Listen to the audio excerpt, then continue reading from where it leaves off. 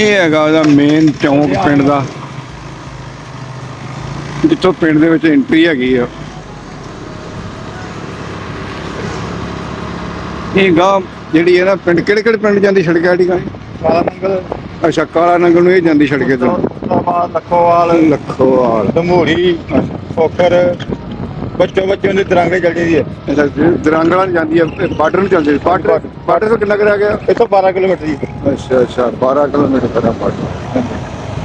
ਬੜਾ ਸਾਫ ਸੁਥਰਾ ਜਿਹਾ ਪਿੰਡ ਆ ਇਹ, ਪਾਣੀ ਦਾ ਬੜਾ ਪ੍ਰਬੰਧ ਆ। ਇਹ ਜਾ ਰਹੇ ਹੁਣ ਅਸੀਂ ਇੱਕ ਕ੍ਰਿਸਚਨ ਭਾਈਚਾਰੇ ਦਾ ਬਜ਼ੁਰਗ ਹੈ, ਉਹ ਸੰਨ 47 ਤੋਂ ਪਹਿਲਾਂ ਦਾ ਹਜ਼ਾਰ ਆ ਇੱਥੇ, ਉਹਨਾਂ ਨਾਲ ਜਾ ਕੇ ਦੇਖਣ ਲੱਗੇ ਜੇ ਮਿਲ ਪਣ ਸਾਨੂੰ ਦਾ।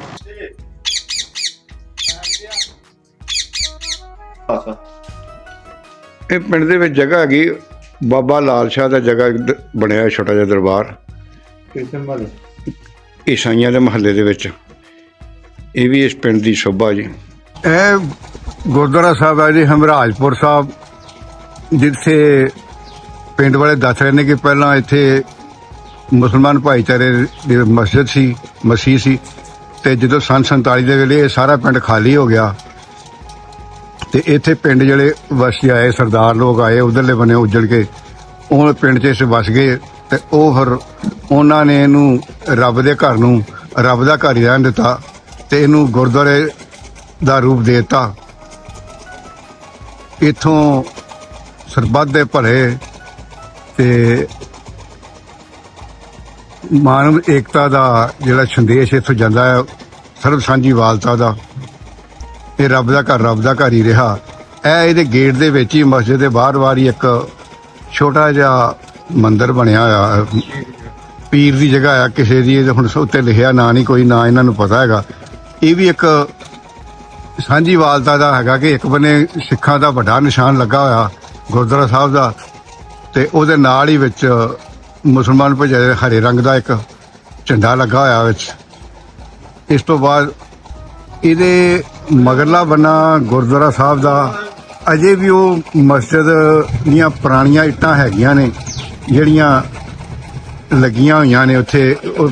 ਇਸ ਗੱਲ ਦਾ ਗਵਾਹ ਆ ਕਿ ਇਹ ਜਿਹੜਾ ਪਿੰਡ, ਇਹ ਜਿਹੜਾ ਮਸਜਿਦ ਆ, ਇਹ ਜਿਹੜੀ ਆ ਇਹ ਕੱਚੀਆਂ ਨਾਨਕਸ਼ਾਹੀ ਇੱਟਾਂ ਜਿਹੜੀਆਂ ਛੋਟੀ ਛੋਟੀ ਇੱਟਾਂ ਦੀ ਉਸ ਟਾਈਮ ਪੱਕੀ ਬਣੀ ਹੋਈ ਸੀ ਮਸਜਿਦ ਸੰਨ 47 ਤੋਂ ਪਹਿਲਾਂ। ਉਹਦੀ ਗਵਾਹੀ ਭਰਦੀਆਂ ਨੇ, ਮੈਂ ਤੁਹਾਨੂੰ ਉਹ ਵੀ ਦਿਖਾਉਣਾ ਜੀ। ਇਹ ਗੁਰਦੁਆਰਾ ਸਾਹਿਬ ਦਾ ਗੋਬਿੰਦ। ਇਸ ਤੋਂ ਬਾਅਦ ਇਹਦੀਆਂ ਇਹ ਇੱਟਾਂ ਨੇ ਜਿਹੜੀਆਂ ਅਜੇ ਵੀ ਗਵਾਹੀ ਭਰਦੀਆਂ ਨੇ ਕਿ ਇਹ ਮੇਰੇ ਖਿਆਲ 2-2.5 ਫੁੱਟ ਚੌੜੀ ਬਰੀਕ ਇੱਟਾਂ ਦੀ ਜਿਹੜੀ ਕੰਧ ਮਗਰਲੀ ਬਣੀ ਹੋਈ ਸੀ ਮਸਜਿਦ ਦੀ, ਤੇ ਇਹ ਉਸੇ ਉੱਤੇ ਗੁਰਦੁਆਰਾ ਉਸਾਰ ਦਿੱਤਾ ਗਿਆ।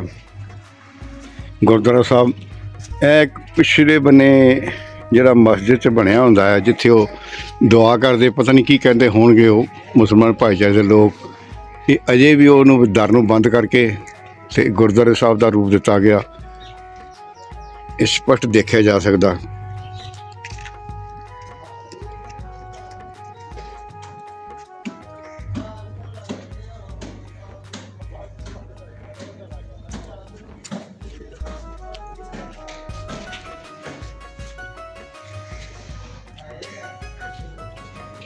ਹਾਂਜੀ, ਇਹ ਮਸਜਿਦ ਜਿਹੜੀ ਹੈ ਪਹਿਲਾਂ ਇਹਦਾ ਕੀ ਗੁਰਦੁਆਰਾ ਸਾਹਿਬ ਦੇ ਪਹਿਲਾਂ ਕੀ ਸੀਗਾ ਜੀ? ਪਹਿਲੋਂ ਮਸੀਤ ਹੀ ਹੈ।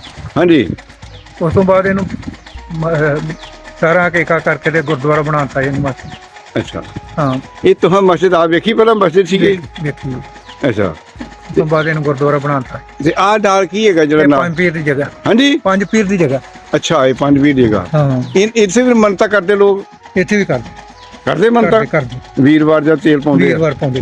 ਅੱਛਾ, ਪਿੰਡ ਵਾਲੇ ਜਿਹੜੇ ਜਿਹਦੇ ਸਰਦਾ ਉਹ ਆਪਣੀ ਭਾਣ ਕੇ ਤੇਲ ਪਾਉਂਦੇ ਨੇ। ਅੱਛਾ, ਮੇਲਾ ਵੀ ਕਰਾਉਂਦੇ? ਮੇਲਾ ਵੀ ਹੁੰਦਾ ਹੈ। ਕਦੋਂ? ਉਹ ਮੇਲਾ ਮੁੰਡਾ ਕਰਾਉਂਦਾ, ਸਾਨੂੰ ਨਹੀਂ ਪਤਾ। ਹਾੜ ਜੇ ਕਰਾਉਂਦਾ ਹੁੰਦਾ, ਜੇਠ ਦੇ ਖਰਚ ਕੇ ਹਾੜ ਚ ਕਰਾਉਂਦੇ ਨੇ। ਅੱਛਾ ਅੱਛਾ। ਹਾਂਜੀ। ਤੇ ਫਿਰ ਰੱਬ ਦਾ ਘਰ ਹੀ ਦੋਵੇਂ ਘਰ ਰੱਬ ਦੇ, ਮਸੀਤ ਵੀ ਰੱਬ ਦਾ ਘਰ ਹੈ ਤੇ ਗੁਰਦੁਆਰੇ ਰੱਬ ਦਾ ਘਰ ਹੈ, ਇੱਕੋ ਜੀ। ਹਾਂ। ਇਸ ਪਿੰਡ ਦੇ ਵਿੱਚ ਕੌਣ ਵਸਦੇ ਨੇ ਜੀ? ਇਸ ਪਿੰਡ ਦੇ ਵਿੱਚ ਹਲੇ ਬਹੁਤੀ ਜੱਟ ਬਰਾਦਰੀ ਹੈ, ਸਾਈ ਬਰਾਦਰੀ ਵੀ ਹੈਗੀ ਹੈ ਅੱਛਾ ਤੇ ਮਾਸਾ ਬਰਾਦਰੀ ਵੀ ਕਾਫੀ ਇੱਥੇ ਅੱਛਾ ਤੇ ਆਰੀਆ ਬਰਾਦਰੀ ਵੀ ਕਾਫੀ ਹੈ ਜੀ। ਅੱਛਾ ਕੋਈ ਖੱਤਰੀ ਮਹਾਜਨ ਹੈਗੇ ਉਹ ਤੇ ਉਹਦੇ ਗੁਰਦਾਸਪੁਰ ਸ਼ਹਿਰਾਂ ਚੱਲ ਕੇ ਬਾਹਰ ਨਿਕਲ ਗਏ ਇੱਥੋਂ। ਨਹੀਂ ਪਿੰਡ ਦੇ ਲੋਕ ਸਾਰੇ ਇੱਥੋਂ ਦੇ ਵਰਸੀਨ ਨੇ? ਨਹੀਂ ਇਹ ਸਾਰੇ ਪਾਕਿਸਤਾਨ ਚੋਂ ਆਏ ਜੀ। ਅੱਛਾ ਸਾਰੇ ਕੋਈ ਸਾਈਆਂ ਦੇ 1-2 ਘਰ ਆ ਜਿਹੜੇ ਇੱਥੇ ਰਹਿੰਦੇ ਆ ਅੱਛਾ ਪੁਰਾਣੇ, ਬਾਕੀ ਸਾਰੇ ਪਾਕਿਸਤਾਨ ਤੋਂ ਆਏ ਜੀ। ਅੱਛਾ। ਤੇ ਇਹ ਸਾਰਾ ਪਿੰਡ ਜਿਹੜਾ ਇਹ ਹੈ ਹੀ ਮੁਸਲਮਾਨਾਂ ਦਾ ਹੀ ਤੇ ਇਹ ਜਿਹੜਾ ਪਿੰਡ ਹੈ ਵੀ ਮੁਸਲਮਾਨ ਦੇ ਨਾਂ ਹੀ ਹੇਮਰਾਜਪੁਰ। ਹੇਮਰਾਜਪੁਰ ਤੇ ਮੁਸਲਮਾਨ ਦੇ ਨਾਂ ਜੀ। ਇਹ ਜਿੱਥੇ ਖੜੇ ਆ ਜੀ ਇਹ ਇਹ ਸਰਕਾਰੀ ਸਕੂਲ ਹੈਗਾ, ਮਿਡਲ ਸਕੂਲ। ਹਾਂਜੀ ਬੜਾ ਵਧੀਆ ਸਾਫ ਸੁਥਰਾ ਬਣਿਆ ਹੋਇਆ ਇਹ ਸਕੂਲ ਹੇਮਰਾਜਪੁਰ।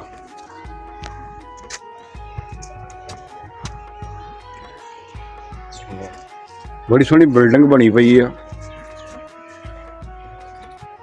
ਇਹ ਪਿੰਡ ਦੀਆਂ ਗਲੀਆਂ ਬੜੀਆਂ ਸਾਫ ਸੁਥਰੀਆਂ ਨੇ।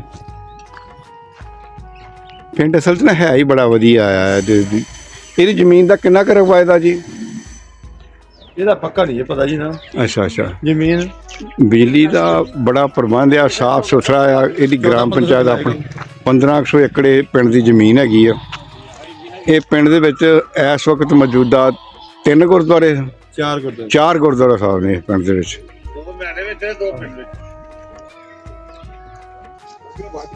ਇਹ ਪਿੰਡ ਦਾ ਵਿੱਚ ਮੰਦਿਰ ਆ ਕਿਉਂਕਿ ਹਿੰਦੂ ਭਾਈਚਾਰੇ ਦੇ ਲੋਕ ਵੀ ਇੱਥੇ ਰਹਿ ਰਹੇ ਆ ਤੇ ਪਹਿਲਾਂ ਵੀ ਕੋਈ 1-2 ਪਰਿਵਾਰ ਸੀਗਾ ਉਹਦੇ ਵਿੱਚ। ਫਿਰ ਉਹ ਕਰਕੇ ਇੱਥੇ ਨਾ ਪਿੰਡ ਦੇ ਵਿੱਚ ਮੰਦਿਰ ਬਣਿਆ ਹੋਇਆ। ਇਹ ਮੰਦਿਰ 'ਚ ਮੇਲਾ ਵੀ ਲੱਗਦਾ, ਬੜਾ ਸਾਫ ਸੁਥਰਾ ਮੰਦਿਰ ਬਣਿਆ। ਹੁਣ ਤਾਂ ਸਾਰੇ ਭਾਈਚਾਰਿਆਂ ਦੇ ਲੋਕ ਇੱਥੇ ਹੈਗੇ, ਸਿੱਖ ਵੀ ਨੇ, ਹਿੰਦੂ ਵੀ ਨੇ, ਕ੍ਰਿਸਚਨ ਵੀ ਨੇ।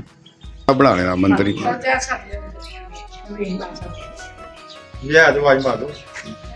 ਇਹ ਮੰਦਿਰ ਹੈ ਜੀ ਜਿਹੜਾ ਤੁਸੀਂ ਦੇਖ ਰਹੇ ਹੋ, ਸ਼ਿਵ ਮੰਦਿਰ ਹੈ।